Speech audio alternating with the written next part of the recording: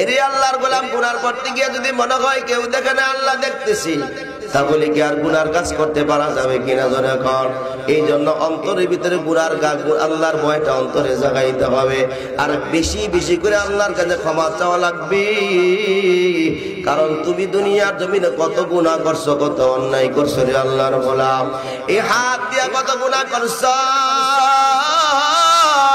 পা দিয়া কত গুনার দিক গেছ, অন্তর দিয়া কত গুনার চিন্তা করছো, চক্ষু দিয়া কত গুনার দিক তাকাইছ। আল্লাহর কাছে তো ক্ষমা চাইলা না। কত দিন পার হয়ে যায়, কত রাত্র পার হয়ে যায়, আল্লাহর কাছে ক্ষমা চাইতে পারো নাই। এরে আল্লাহর গোলাম তওবা করার সুযোগ হয় নাই। কত গুনাহ তুমি করছো, গুনার পার বানাই অন্ধকার কবরের যাত্রী হয়ে গেছ। একটু চিন্তা ফিকির করে দেখো কোন দিকে রওনা করছ। আল্লাহ জানাই দিলে ওয়ালা তামুতুন্না ইল্লা ওয়া আনতুম মুসলিমুন। আল্লাহ জানাই দিলে খাঁটি মুসলমান না হইয়া মরিও না। কারণ ইমানদার মুসলমান যারা, তারা গুনাহ নিয়ে মৃত্যুবরণ করে না। কারণ মুসলমানরা জীবনে কোনোদিন গুনার কাজ করলেও গুনাহ মাফ করায় অন্ধকার কবরে খাঁটি মুসলমান হইয়া কবরে যায়। ঠিক কিনা জোরে কর। এরে আল্লাহর গোলাম, খাঁটি মুসলমান হইয়া কবরে যাওয়ার জন্য আল্লাহ রাব্বুল আলামিন রেজামন্দি ছাড়া খাঁটি মুসলমান হওয়া যায় না। আল্লাহকে ভয় করার পর আল্লাহ জানাই দিলে খাঁটি মুসলমান হইয়া তারপরে কবর আইসো। কারণ আল্লাহর ভয় ছাড়া মুসলমান হওয়া, খাঁটি মুসলমান হওয়া বড় কঠিন। ঠিক কিনা জোরে কর। আমরা মনে করি টুপি মাথায় দিলে মুসলমান হওয়া যায়, পাঞ্জাবি জুব্বা পরলে মুসলমান হওয়া যায়, কিন্তু মুসলমান হওয়া যে বড় কঠিন তোমার তো খবর নাই। ইমানদার হওয়া সহজ, কিন্তু মুসলমান হওয়া বড় কঠিন। ইমানদার বলা হয় যারা আল্লাহর প্রতি ঈমান আনছে, ফেরেশতাদের প্রতি ঈমান আনছে, আসমানি কিতাবের প্রতি ঈমান আনছে, নবী রাসূলদের প্রতি ঈমান আনছে, তাকদীরের উপরে বিশ্বাস যারা করে, পরকালের প্রতি বিশ্বাস যারা করে, হাসর কিয়ামত বলছে না যারা বিশ্বাস করে, জান্নাত জাহান্নাম যারা বিশ্বাস করে, তারা ঈমানদার। এই ঈমানকে টিকে রাখার জন্য আমল করার জরুরি। আল্লাহর যত বিধান আছে সব মেনে চলার নাম হলো মুসলমানিত্ব। ঠিক কিনা জোরে কর। অল্প করছে আটানা আমল করেন, বাকি আটানা করেন না, আপনি মুসলমান হতে পারেন না। পুরা 16 আনাই মেনে চলার নাম হলো মুসলমানিত্ব। ঠিক কিনা জোরে কর। আল্লাহর গোলাম, এই জন্য অনুরোধ করব এই ইসলামকে, অর্থাৎ আল্লাহর দেওয়া বিধানকে মেনে চলার নাম হলো মুসলমানিত্ব। এই মুসলমানিত্ব টিকে রাখার জন্য সর্বপ্রথম সত্য হলো আল্লাহকে ভয় করা। ঠিক কিনা জোরে কর। আল্লাহরে যারা ভয় করতেছে ওই লোকেরা ইসলামের বিধান তরক করে চলার মতো দুঃসাহস করে না, আছে না নাই? যার ভিতরে আল্লাহর মহাব্বত নাই, আল্লাহর ভয় নাই, ওই লোকটা ইসলামের সব বিধানগুলো মেনে চলতে পারে না। ইসলামী বিধান সুযোগ মতো মানে, যেটা যার সুযোগ হয় সেটাই মানে, যেটা যার অসুবিধা হয়ে যায় সেটাকে তরফ করে চলে আসে না নাই? যার ভিতরে আল্লাহর মহাব্বত, আল্লাহর ভয় যার অন্তরে বিরাজমান, ওই লোকেরা আল্লাহ রাব্বুল আলামিনের দেওয়া বিধান পূর্ণাঙ্গভাবে মেনে চলে আসে না নাই? এই কথা আছে না নাই? এরই আল্লাহর গোলাম, আল্লাহর সন্তুষ্টি অর্জন করার জন্য আল্লাহর ভয়টা জরুরি। ঠিক কিনা জোরে কর। গুনাহের জন্য তওবা করার জন্য আল্লাহর ভয়টা বড় জরুরি। কারণ তুমি এত গুনাহ করছো, যদি আল্লাহর ভয় অন্তরে থাকতো তাহলে দ্বিতীয়বার আর গুনাহের চিন্তা তুমি করতে না। কারণ তোমার ভিতরে আল্লাহর ভয় নাই, কারণ তুমি একটার পর একটা গুনাহ করতেছো, বেপরোয়া হয়ে গেছো, আল্লাহর ভয় অন্তরে নাই। এই জন্য সুদ খাও, ঘুষ খাও, এই জন্য দুনিয়ার জমিন হারাম কাজে গুনাহের কাছে লিপ্ত হয়ে যাও। এরই আল্লাহর গোলাম ভয় যদি পাও তাহলে দাহিয়াতুল কলবির মতো তওবা করে আল্লাহর কাছে ভয় পাও। ঠিক কিনা জোরে কর। আল্লাহর নবীর কাছে জিবরাইল যখন আসতো, বেশিরভাগ মুজিজ সাহাবী দাহিয়াতুল কলবি রাদিয়াল্লাহু তাআলার মতো আকৃতি ধারণ করে আসতেন। একবার দাহিয়াতুল কলবি আল্লাহর নবীর সামনে বসে বসে জর্জর করে চোখের পানি ফেলায় কান্দে। আল্লাহর নবী বলে, দাহিয়াতুল কলবি, কি জন্য কান্দো? তোমার চক্ষু দিয়া গড়ায় পানি পড়তেছে, কারণ কি? ছোট মাসুম বাচ্চার মতো কেন কান্দো? দুঃখ কি? দুঃখ তোমার? দাহিয়াতুল কলবি কিছু বলে না, মাথাটা নিচু করে কান্দে। আল্লাহর নবী বলে কি হইছে তুমি বলো, তোমার কি দুঃখ আমাকে বলো, আমি তোমার দুঃখ দূর করে দেওয়ার জন্য চেষ্টা করব। দাহিয়াতুল কলবে কান্না জড়িত কণ্ঠে বলে আল্লাহর পয়গম্বর আজকে তো যারা ইসলামের প্রথম যুগে মেয়েদেরকে বাবার জিন্দা দাফন করত, কারণ কোনো বাবার করে যদি মেয়ে হইতো তাহলে এইটাকে তারা অপমান লাঞ্ছনা মনে করতো, এই জন্য বাবারা মেয়েদেরকে হত্যা করে ফেলতো। আল্লাহ রাব্বুল আলামিন অনেকগুলা কন্যা সন্তান আমাকে দিয়েছিল, সবগুলা কন্যা সন্তানকে আমি নিজ হাতে হত্যা করে তাদেরকে হত্যা করে ফেলছি। ওগো পয়গম্বর, ছোট সন্তানটা আমার স্ত্রীকে রেখে আমি যখন ব্যবসা করার জন্য গিয়েছি, যাওয়ার সময় স্ত্রীর পেটের মধ্যে বাচ্চা ছিল, আইসা দেখলাম আমার স্ত্রীর পেটের বাচ্চা নয়, বাড়ির ছোট বাচ্চা দেখি না। বিবি আমার জানায় দিল আমার ঘরে যে সন্তান হয়েছে মেয়েটা মারা গেছে। আমিও কোনো প্রশ্ন করলাম না। কিছুদিন পর আমার স্ত্রী আমাকে নিয়ে তার বাবার বাড়ি বেড়াতে গেছে। যাইয়া দেখতে পাইলাম একটা সুন্দর সুশ্রী একটা মাসুম বাচ্চা, একটা ছোট বালিকা দেখা যায়। ওরে দেখে আমার অন্তরের মধ্যে মায়ার জোশ শুরু হয়ে গেছে। সুবহানাল্লাহ বলে, কারণ বাবারা মেয়েদের প্রতি দুর্বল, ঠিক কিনা ধরে কর।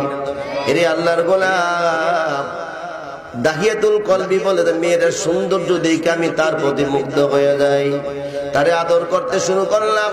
ও আমাকে পাইয়া বড় আনন্দ উল্লাস করতেছে, আমার কোল থেকে যায় না।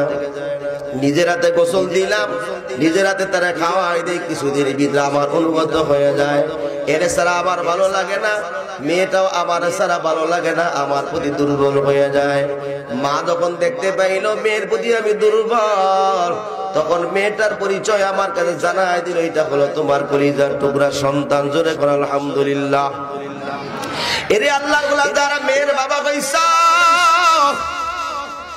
চিন্তা করো না, এই মেয়েটাকে যদি দিনদার পরিষ্কার বাড়াইয়া সুবাদের হাতে তুলে দিতে পারো, একটা জান্নাতের মালিক হইবা।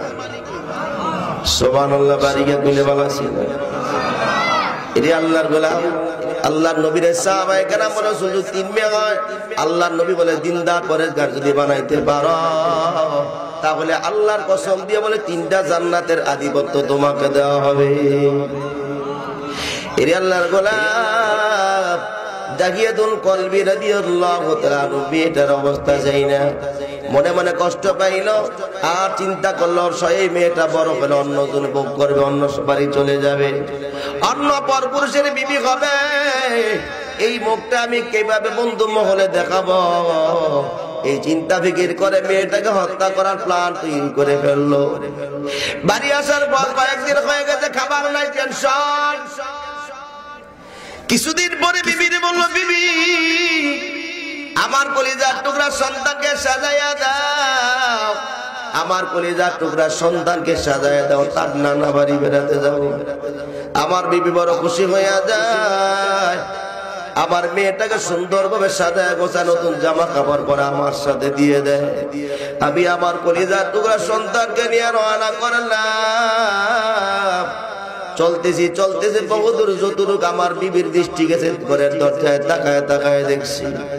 যখন অদৃশ্য মিলে গেলাম, তখন বিবি ঘরের দরজার ভিতরে ঢুইকা দরজা বন্ধ করে দিল। আমি আমার কলিজার টুকরা সন্তানকে হাঁটতেছি। কিছু দূর যাওয়ার পর সন্তান আমার বলল, বাবা বাড়ি, আমার নানা বাড়ি যাওয়ার রাস্তা তো ওইটা না গোনার বাবা। ও বাবা, তুমি কোথায় যাও? আমি আমার নানির বাড়ি যাওয়ার রাস্তা চিনি। ও বাবা, তুমি কোথায় যাও? দাহিয়াতুল কলবি ধমক দিয়া বলতা, তুমি তো রাস্তা চিনো না, এই জায়গা দিয়া যাওয়া একেবারে শর্ট রাস্তা, এই জায়গা দিয়া যাও। ছোট মানুষ বুঝতে পারে নাই, আমার মেয়ের নিয়ে জঙ্গলার মধ্যে চলিয়ে গেলাম। জঙ্গলার মধ্যে যাওয়ার পর আমার মেয়ে, আমি আগে কোদাল আর রশি ঠিক করে রাখছিলাম। জঙ্গলার মধ্যে যাওয়ার পর আমার কলিজার টুকরা সন্তানকে আমি একটা উঁচু পাথরের মধ্যে বসায় রাখলাম। কোদাল দিয়া গর্ত খনন করতেছি, ধুলা বালিগুলা আমার দাড়ির মধ্যে জামার মধ্যে লাগে। আমার মেয়েটা দৌড়ে আসিয়া আমার বুকের সাথে জড়ায় ধরে গালে কপালে চুমু খায়, গাড়ি থেকে শরীর থেকে ময়লা সরায়া দেয়, আর বলে বাবা কেন এত কষ্ট করো, অন্ধকার হয়ে যাইতে চলো বাড়ি চলে যাই। মেয়েটা বুঝতে পারে নাই নির্দিষ্ট সময় যখন কর্ত খনন করা শেষ হইয়া যায়, আমার কলিজার টুকরা সন্তানকে আমি ডাকলাম, বা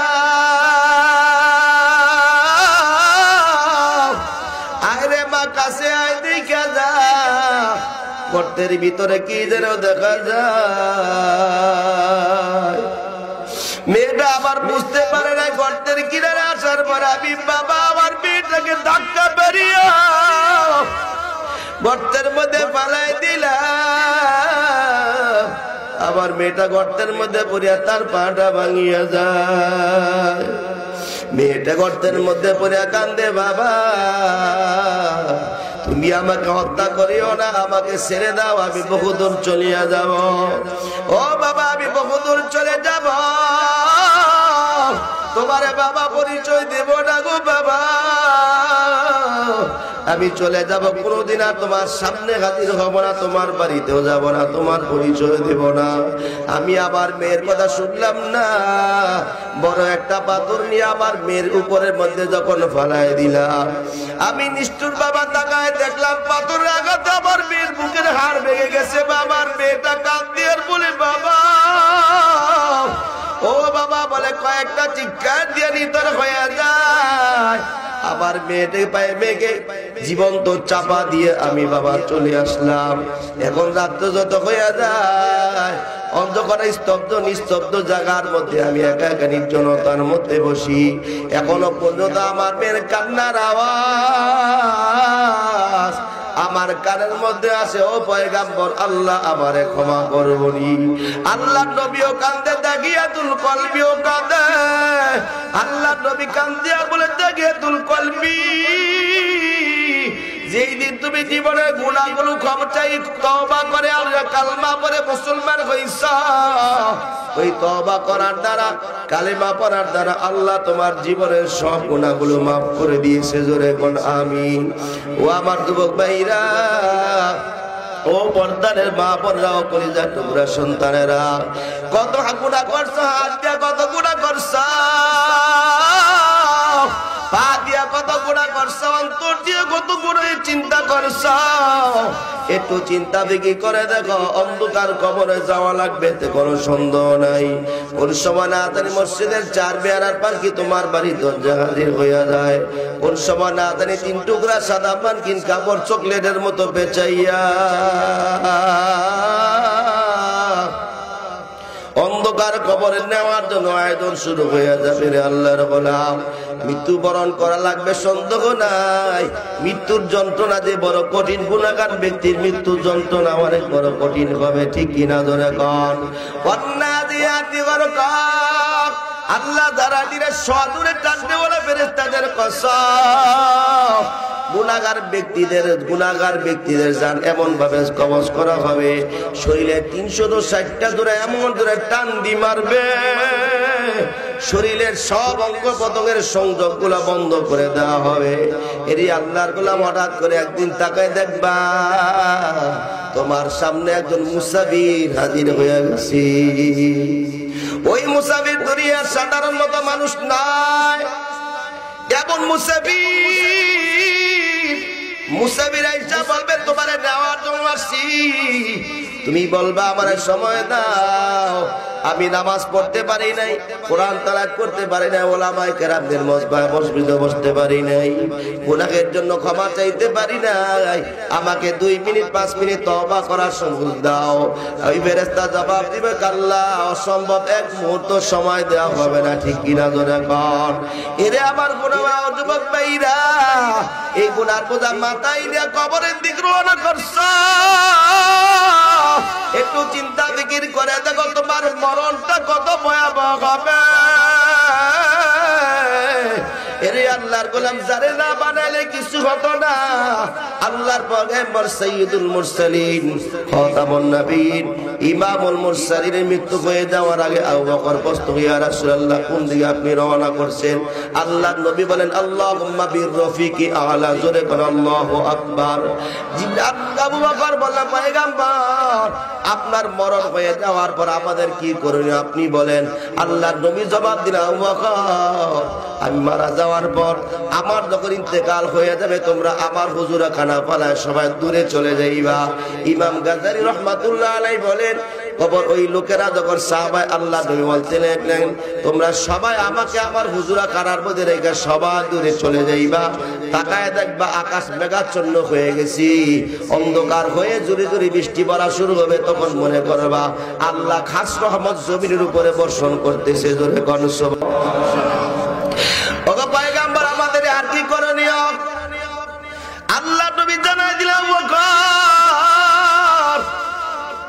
মরণ আমার ইন্তেকাল মজমুত হয়ে যাওয়ার পর দেখবা আল্লাহ রাব্বুল আলামিনের বন্ধু নবী জানাই দিলেন সর্বপ্রথম জানাজার নামাজ আমি নবীর জানাজার নামাজ আল্লাহ নিজে আদায় করবে। আল্লাহু আকবার কয় না? তারপর ৭০,০০০ সাহাবায়ে ফেরেশতারা পড়বে, আসমান জমিনের সব ফেরেশতারা পড়বে, তারপরে তোমরা আহলে বাগীর যারা আছো তারা পড়বা, সমস্ত সাহাবায়ে কেরাম পড়বে, মুসলমানরা আদায় করবে। আমাকে হুজুরা খানার মধ্যে দাফন করে দেওয়ার পর আল্লাহ রাব্বুল আলামিন আমাকে আবার নতুন করে হায়াত দিবেন, অর্থাৎ জীবিত করে দিবেন। জোরে কোন সুবহানাল্লাহ। প্রতি সোমবার আর শুক্রবার গুনাহগার উম্মতের আমলনামাগুলো আমি নবীর রওজার কাছে বুঝবি, আমি নবী দেখা বুঝতে পারবো আমার গুনাহগার উম্মতরা কোন জায়গার মধ্যে কি আমল করছে। জোরে কোন সুবহানাল্লাহ। এরই আল্লাহর করে এমন দামি নবীর উম্মত হতে পেরে খুশি না বেজার? আরো জোরে কোন। আমার নবী কারো সম্পদ ছিনাই নেয় না, কারো রাজত্ব ছিনাই নেয় নাই, দুনিয়ার জমিনে আইসা কারো জুলুম নির্যাতন চালায় না। আল্লাহ জানাই দিন মা আরসালনাকা ইল্লা, আল্লাহু আকবার কয় না? ওয়া মা আরসালনাকা ইল্লা রাহমাতান লিল আলামিন,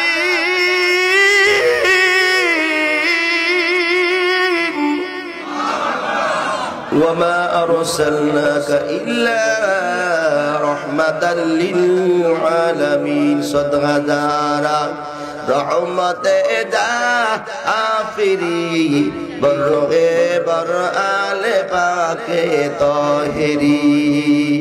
আল্লাহর পয়গম্বরকে আল্লাহ জানাই দিলেন নবী আমার রহমত। আল্লাহু আকবার কইলা। এই আল্লাহর গোলাম আল্লাহ নবী আবু বকরকে জানাই দিলেন আবু বকর তোমরা সবাই আমার জানাজার নামাজ পড়ার পর আমাকে হুজুরা খানার মধ্যে দাফন করে দিবা। এই কথা বলার পর সাহাবায়ে কেরাম চলে গেলেন। কয়েকদিন হয়ে গেলেন, হঠাৎ করে ঘরের ভিতরে শুধু আবু বকর, হযরত ফাতেমা জোহরা রাদিয়াল্লাহু তাআলা আনহা, আয়েশা সিদ্দিকা রাদিয়াল্লাহু তাআলা আনহা বসা। ঘরের দরজার মধ্যে মৃদু আওয়াজ আসলো, আসসালামু আলাইকা ইয়া রাসূলুল্লাহ। ঘরের দরজায় আওয়াজ পাওয়ার পর আল্লাহ নবী ফাতেমারে বলে ঘরের দরজাটা খুলে দাও, কে যেন আসতেছে, আমার আশা ঘরের ভিতরে আসার জন্য পারমিশন চাই, ঘরের দরজাটা খুলিয়া দাও। ফাতেমা ঘরের দরজার সামনে দাঁড়াইয়া ঘরের দরজা খুলিয়া তাকায় আবার ঘরের দরজাটা বন্ধ করে দিলেন। আল্লাহ নবীর সামনে দাঁড়াইয়া আল্লাহ নবীরে বলেন বাবা আমি মক্কার মানুষও দেখছি, মদিনার মানুষও দেখছি, ও বাবা ঘরের দরজার সামনে এমন একটা মানুষ দেখতে পাইলাম, ওই মানুষটা মক্কার মানুষের সাথে মিল নাই, মদিনার মানুষের সাথে মিল নাই। কেমন মানুষ গো আল্লাহর পয়গম্বর? আল্লাহ নবী কান্দে, নবী আমার কান্দে বলে ফাতেমা এটা দুনিয়ার কোন মানুষ না, মালাকুল মউত আজরাইল আসছে দেখার জন্য, আমাকে নিয়ে যাওয়ার জন্য আসছে রে ফাতেমা। ফাতেমা কান্দে আর বলে বাবা আমি বুঝতে পারছি তোমাকে আমার কাছ থেকে নিয়ে যাবে, ও বাবা আমি তো এতিম হয়ে যাব, ও বাবা আমি কার চেহারার দিক তাকাইয়া আমার ক্ষুধার যন্ত্রণা নিবারণ করব, ও ও বাবা তুমি বলো আমি কার চেহারার দিক তাকায় আমার যন্ত্রণা দুঃখ দুর্দশা দূর করব। আল্লাহর নবীও কান্দে, ফাতেমাও কান্দে। আল্লাহর নবীর সামনে জিবরাইল এসে দাঁড়ায়, আসসালামু আলাইকা ইয়া রাসূলুল্লাহ। ওগো পয়গম্বর জিবরাইল, আমি জিবরাইল আসছি, আল্লাহ রাব্বুল আলামিন পাঠাইছি, আজরাইলকে পাঠাইছি আপনার জান কবজ করার জন্য। আপনি যাবেন কিনা আল্লাহ জিজ্ঞাসা করছে। আল্লাহর নবী খুশি হয়ে বলতেন, আল্লাহ যা চাইবে আমি তাই তো রাজি। আল্লাহর নবীও কান্না শুরু করলো। এবার জিবরাইল বলে, কেন কান্দেন? আপনি কি জন্য কান্দেন? আল্লাহর নবী কান্দে কি জন্য? জিবরাইল বলতে, পয়গম্বর আপনি কি হাসান হোসেনের জন্য কান্দেন? আল্লাহর নবী বলে, হাসান হোসেনের জন্য কান্দি না। আবার বলে, আপনি কি ফাতেমার জন্য কান্দেন? জিবরাইল প্রশ্ন করলেন। আল্লাহর নবী বলে, আমি ফাতেমার জন্য কান্দি না। ও পয়গম্বর কি জন্য আপনি কান্দেন? আল্লাহর নবী বলে, আমি কেন কান্দি? আমার গুনাহগার উম্মতের জন্য কান্দি। জিবরাইল বলতে লাগা, পয়গম্বর কি জন্য কাঁদেন? আপনার উম্মতেরা দুরূদ আর সালাম যখন পড়বে, আপনার রওজার মধ্যে আপনার উম্মতের দুরূদ আর সালাম আপনার কাছে পৌঁছে দেওয়া হবে। কি জন্য কাঁদেন? আল্লাহর নবী বলে, এই জন্য কান্দি না। আমি কান্দি, আমি নবী দুনিয়ায় থাকা অবস্থায় আল্লাহ ওয়াদা করছিল আমার গুনাহগার উম্মত দুনিয়াতে অন্যায় অপরাধ গুনাহ করলো, আল্লাহ তাদেরকে আযাব গজব দিয়ে ধ্বংস করবে না। ওরে জিবরাইল, আমি যখন চলিয়া যাব, আমার গুনাহগার উম্মতেরা কত গুনাহ করবে, আল্লাহ যদি রাগ হইয়া যায়, ও জিবরাইল, আল্লাহ রাগ হয়ে গিয়ে যদি আমার গুনাহগার উম্মতদেরকে আযাব গজব দিয়া ধ্বংস করে দেয়, এই ভয়ে আমি নবী পয়গম্বর কান্দি। আল্লাহ জানা দিলেন, পয়গম্বর এই জন্য কান্নার দরকার নাই। ওয়ানা জামিলুম মিনহুম, আমি আল্লাহ কিয়ামত পর্যন্ত আপনার উম্মতের জিম্মাদার আমি আল্লাহ নিজে হয়ে গেলাম। জোরে কোন সুবহানাল্লাহ। আর জিবরাইল চলে যাওয়ার পর আজরাইল আবার নবীর সিনা মোবারকের মধ্যে তার ডানাটা রাখছে। আল্লাহ নবী কান্দে আর বলে, আয়েশা একটা পেলা পানি নিয়ে আসো, আমার বড় অস্থিরতা লাগতেছে, আমার বড় কষ্ট হয়। আল্লাহ নবীর কাছে যখন এক পেলা পানি নিয়ে আসলো, আমার নবী ডানাটা পানির মধ্যে ভিজাইয়া বুকের মধ্যে মালিশ করে আর বলে, আল্লাহুম্মা বির রফিকি আলা, আল্লাহুম্মা ইন্নী আউযু বিকা মিন সাকরাতিল মাউত ওয়া খামারাতিল মাউত। কান্দে আর বলে, মরণ এত কষ্ট, ওরে আজরাইল মৃত্যু এত ভয়ঙ্কর, এত কষ্ট, মৃত্যুর যন্ত্রণা বড় কঠিন, এই যন্ত্রণা আমার উম্মত কেমনে সহ্য করবে? আজরাইল বলে, ইয়া রাসূলুল্লাহ, আপনার জন্য এত সহজ করে জান কবজ করার জন্য আল্লাহ নির্দেশ দিয়েছেন, এত সহজ করে দুনিয়ার কোন মাখলুকের জান আমি আর কবজ করি নাই। আল্লাহ নবী কান্দে আর বলে, উহুদ পাহাড়টা মনে হয় আমি নবীর সিনার মধ্যে চাপ দিয়ে রাখছি। ওরে আজরাইল, আমার যদি এত কষ্ট হয়, আমার গুনাহগার উম্মতের মৃত্যুর সময় না জানি কত কষ্ট দিবা। ওরে আজরাইল, আমার গুনাহগার উম্মতের মৃত্যুর সময় যত কষ্ট দিবা, সব কষ্টগুলা আমি নবীকে একাই দিয়া দাও, আমার উম্মতে কষ্ট দিও না। ও আমার যুবক ভাইরা, বৃদ্ধ বাবারা, আমার সেই নবীরে কেন কষ্ট দাও? আমার নবী যদি রাগ হয়ে যায়, নবী যদি কষ্ট পায়, তাহলে জানিয়া রাখিও দুনিয়াতে তুমি ধ্বংস, পরকালে তোমার ধ্বংস। ঠিক কিনা জোরে কও। এই জন্য আমি আমার যুবক ভাইদেরকে বলবো, আমার নবীর কলিজার মধ্যে ডাক দিও না।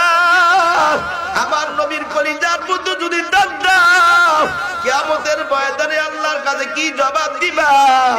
আমার নবীর সামনে কি মুখ নিয়ে কেমনে উঠবা? আমার নবীরে কষ্ট দিও না। আমার নবী যেই কাজ করলে খুশি হবে, এই কাজ করতে রাজি কিনা জোরে কর। নারে তাকবীর। আল্লাহ আমাদের কবুল করে, জোরে কর আমিন। এরে আল্লাহর বলা, কে কোন সময় দুনিয়ার জমিন থেকে চলে যায়, অন্ধকার কবরে যাওয়া লাগবে, মরণ হবে, এতে কোনো সন্দেহ নাই।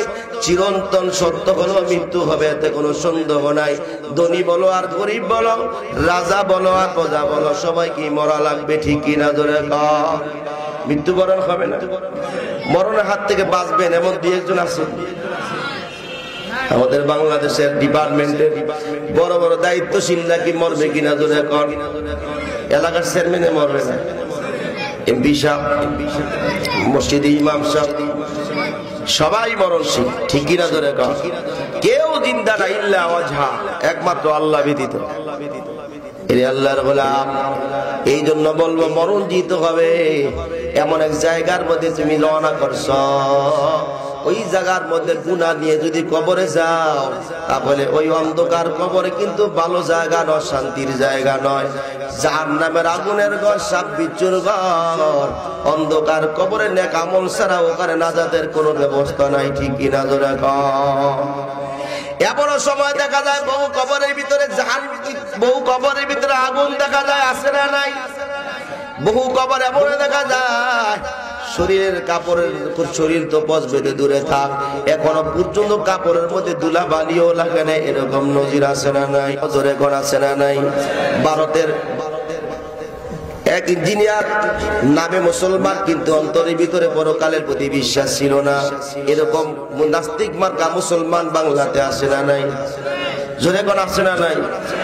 ওই নাস্তিক মার্কা মুসলমান নাই পয়লা বৈশাখ পালন করে, ঠিক কিনা জোরে কোন? 14 ফেব্রুয়ারি ভালোবাসা দিবস উদযাপন করে, আছে না নাই? মুসলমানদের ভালোবাসাকে একদিন না যতদিন বাঁচবে, কথা কয় না? এই 14 ফেব্রুয়ারিকে উপলক্ষ করে স্বামী স্ত্রীর হাজার হাজার সংসার ভেঙে যায়, ঠিক কিনা জোরে কও? যুবক আর যুবতী গলার মধ্যে কাঁধে কাঁধ লাগায় রাস্তার মধ্যে হাঁটে, এটা মুসলমানের জন্য কালচার হয় না, এটা বিতর্কিতের, ঠিক কিনা জোরে কও? এটা বিশ্ব ভালোবাসা দিবস নয়। যেই ভালোবাসার কারণে যুবতী তার চরিত্র হরণ করে, যেই যুবক তার নিজের চরিত্রকে ধ্বংস করে দিতেছে, এটা ভালোবাসা দিবস নয়, এটা বিশ্ব বেহায়া বেশ্যা দিবস, ঠিক কিনা ধরে কর? এই ভালোবাসা দিবসে যাইবেন সবাই, ঠিক যাইবেন? আল্লাহ হেদায়েত দান করেন, জোরে কোন আমিন। এরে আল্লাহর গোলাম, যারা বিশ্ব 14 ফেব্রুয়ারি বিশ্ব ভালোবাসা দিবসকে যারা উদযাপন করতে চায়, যেই মুসলমানের সন্তান উদযাপন করতে চায়, তারে বলবো তুমি তো মুসলমান নামে মুসলমান, তোমার ভিতরে ইহুদি খ্রিস্টানদের নেশাম আছে নেই কিনা জোরে কর? কথা কয় না? এটা কি মুসলমানের কাজ? এই ভালোবাসা কি একদিন, শুধু একদিন ভালোবাসা হইলে আর বাকি আর লাগবে না? বিষয়টা কি এমন নেই? দুনিয়ার মানুষের জন্য ভালোবাসার দরকার নাই, ভালোবাসলে আমার নবীরে বাসো, ঠিক কিনা জোরে কর? দুনিয়ার কাউকে ভয় পাওয়ার দরকার নাই, যদি ভয় পাও তাহলে একমাত্র আমার আল্লাহকে ভয় করা লাগবে, ঠিক কিনা জোরে কর? এরই আল্লাহর বলা মরণ তো লাগবে যুবক ভাই। ওই ভারতের ইঞ্জিনিয়ার সরকারি খাল খননের দায়িত্ব পাইলে সকালবেলা বের হয়ে যায় কাজে, আবার বিকাল বেলা বাড়ি চলে আসে। হঠাৎ করে একদিন সকালবেলা গিয়ে দেখতে পাইল খাল 20 ফুট খাট 20 ফুট নিচে অনেকগুলা খাল কর্মী দাঁড়ায় দাঁড়ায় চত্বর করে কি যেন দেখতেছে। ইঞ্জিনিয়ার সাহেব ধমক দিয়া বলতে লাগলো, তোমরা কাজ বন্ধ করে সবাই গোল হয়ে দাঁড়ায়, কি দেখতেছো? কাজ বন্ধ করছো কেন? কর্মীরা বলতে লাগলো, ইঞ্জিনিয়ার আপনি নিচে নাইমা দেখেন, 20 ফুট নিচে একটা আশ্চর্য ঘটনা দেখতেছি। আনন্দবাজার পত্রিকার সাক্ষাৎকার। ওই ইঞ্জিনিয়ার লাফ দিয়ে নিচে নাইমা দেখতে পাইল ওই 20 ফুট নিচে থেকে আরো 5-10 ফিট নিচে দেখা যায় একটা সুদর্শন যুবক মানুষকে নতুন কাপড় দিয়ে বেঁচায় রাখছি, আর তার মুখ মন্ডল গুলা খোলা দেখা যায়। তার মুখের মধ্যে, মুখের উপরে একটা ফুল ঝুলতেছে, আর ফুল থেকে ফোটায় ফোটায় পানি ওই যুবকের মুখের মধ্যে পড়তেছে। জোরে কোন সুবহানাল্লাহ। এরে আল্লাহর গোলাম, আপনি বলতে পারেন মরা মানুষ যদি খাওয়া খায়, যারা আল্লাহ ওয়ালা হয়ে মারা যায়, যারা আল্লাহর বন্ধু হয়ে মারা যায়, তারা মৃত না, তারা জিন্দা। আল্লাহ জানায় দিনে, ওয়ালা তাহসাবান্নাল্লাযীনা কুতিলু ফি সাবিলিল্লাহ,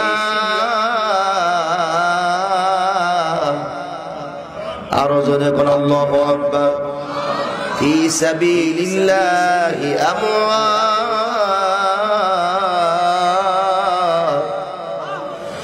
ওয়ালা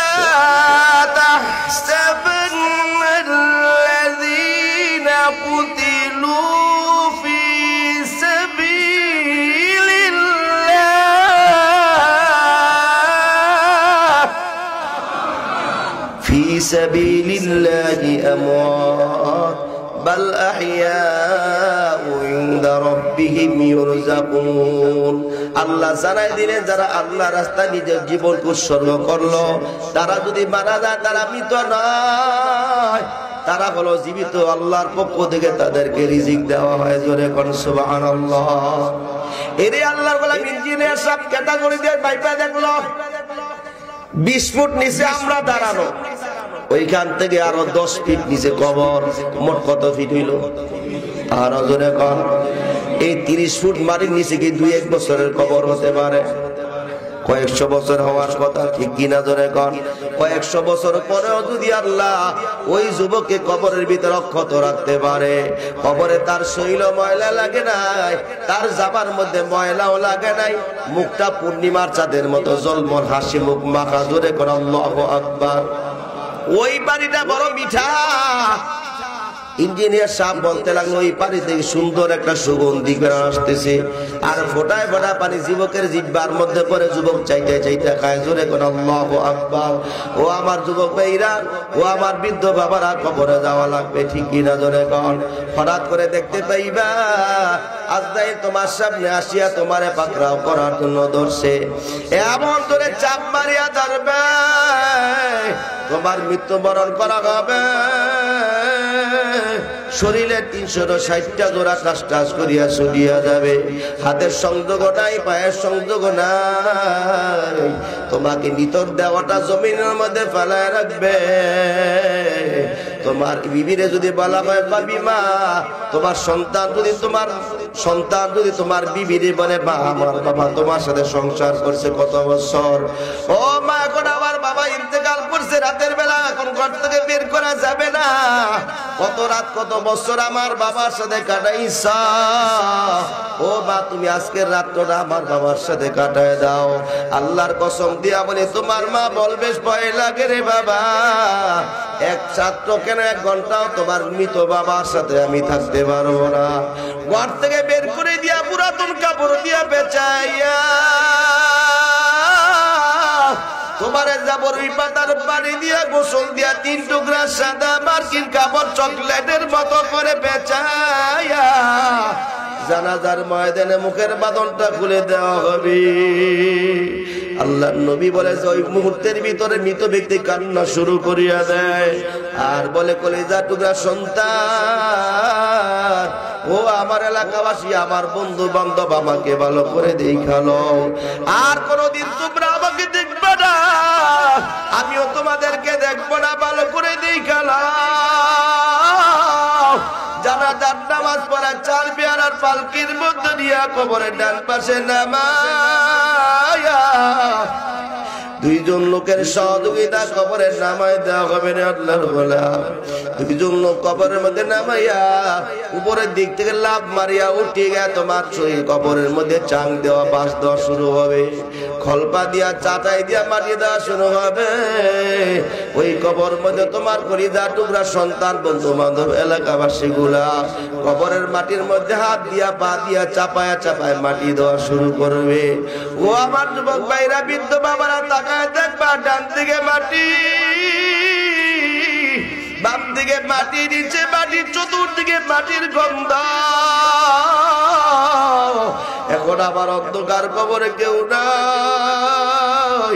কোথায় আবার বিবি, কোথায় আবার কলিজার টুকরা সন্তান, কোথায় আবার আত্মীয় স্বজন গুলা, কেউ তো আমার সঙ্গে সাথী হইল না। ওরে আল্লাহর গোলাম কবরের মধ্যে একা একা পালাইয়া চলে আসবে। তাকায় দেখবা কবর অন্ধকার, আলো নাই, বাতাস নাই, সঙ্গী না, সাথী নাই, কিভাবে থাকবা? ঈমান আমল নিয়া যদি কবরে যাও, আল্লাহকে ভয় করিয়া গুনার দুনিয়ার জমিনে গুনাহ ছাড়িয়া তওবা করিয়া যদি কবরে যাও, ঈমান আমল মজবুত করে যদি কবরে যাও, তাহলে আল্লাহর কসম দিয়া বলে কবর শান্তির জায়গা হবে, কবর জান্নাতের টুকরা হয়ে যাবে। আর খোদা না খাস্তা যদি গুনাহ নিয়ে কবরে যাও, ঈমান আমল সঙ্গী সাথী বানাও নাই, আল্লাহকে ভয় করো নাই, আল্লাহর সান্নিধ্য নিয়ে কবরে যাও নাই। ও আমার যুবক ভাইরা, বৃদ্ধ বাবারা, কবর কিন্তু ভয়ঙ্কর জায়গা। আল্লাহ নবী বলেন কবর এক প্রান্তর, পৃথিবী একদিকে চলে যাবে। দিকে চলিয়ে গিয়া এমন জোরে চাপ মারবে, শরীরের একটা পাথরের ভিতরে ভেদ করিয়া ঢুকিয়া যাবে। আল্লাহর নবী বলেন, নিচে পাথর দিয়া উপরে পাথর দিয়া মাঝখানে যদি ডিম রাখা হয়, পাথর ডিমের যে অবস্থা হবে। আল্লাহর নবী বলেন, কবরের মাটির চাপ ওই মৃত ব্যক্তির এমন জোরে চিৎকার মারবে, ওই মৃত ব্যক্তির কান্নার আওয়াজ দুনিয়ার কোন মানুষ যদি শুনত, ওই ব্যক্তির সাথে সাথে অজ্ঞান হইয়া যাইত। রে আল্লাহর গোলাম, কবরে আযাব বড় কঠিন। কবর কিন্তু ভালো জায়গা নয়, জাহান্নামের আগুনের ঘর, জাহান্নামের সাপ বিচ্ছুর ঘর। এই জন্য আসুন কবরে যাওয়ার আগে আল্লাহর কাছে গুনাহের জন্য ক্ষমা চাই। করে তুমি দুনিয়া জমিনে থাকা অবস্থায় আমি আল্লাহ তোমারে কত টাকা ডাকছি, ফজরে ডাকছি, তুমি আমার ডাকের সাড়া দাও নাই। তোমারে জোহরে ডাকছি, আসরে ডাকছি, মাগরিব এশায় ডাকছি, সাড়া দাও নাই। সুবহে সাদেকের আগে তাহাজ্জুদের সময় আমি আল্লাহ প্রথম আসমান আইসা তোরে কত টাকা ডাকছি। আব্দুর রহিম আর ঘুমাইস না, আব্দুস সাত্তার আর ঘুমাইস না, রে ঘুম থেকে যা। এত বেশি গুনাহ করছো, গুনার কারণে আমি আল্লাহ তো তোর প্রতি রাগ হয়ে গেছি, তাড়াতাড়ি উঠে যা। এরই আল্লাহর গোলাম, আল্লাহর যাতে মুহাব্বত বেশি, ওই ব্যক্তি বিছানার মধ্যে থাকতে পারে না, তাহাজ্জুদের মধ্যে দাঁড়ায় আল্লাহর ভয়ে কাঁদায়। আজকে বিছানার মধ্যে পিঠটা ঢেকায়, কানটা জমিনের মালিশের মধ্যে লাগায়। চিন্তা কইরা দেখো, এই হাত দিয়া কত গুনাহ করছো, পা দিয়া কত গুনাহ করছো। অন্ধকার কবরে কিভাবে যাইবা? কারণ অন্ধকার কবরে কিছুই সঙ্গে যাবে না। একটা আমল দুনিয়ার জমিনে যদি চালু করে যাইতে পারো, আল্লাহর সাথে যদি একটা বিয়ার করে যাইতে পারো, আল্লাহর কসম দিয়া বলি, কবরের ভিতরে কিয়ামত পর্যন্ত সদকা জারিয়ার সব চালু হবে, বন্ধ হবে না। ঠিক কিনা জোরে কন, আরো জোরে বলুন, ঠিক কিনা?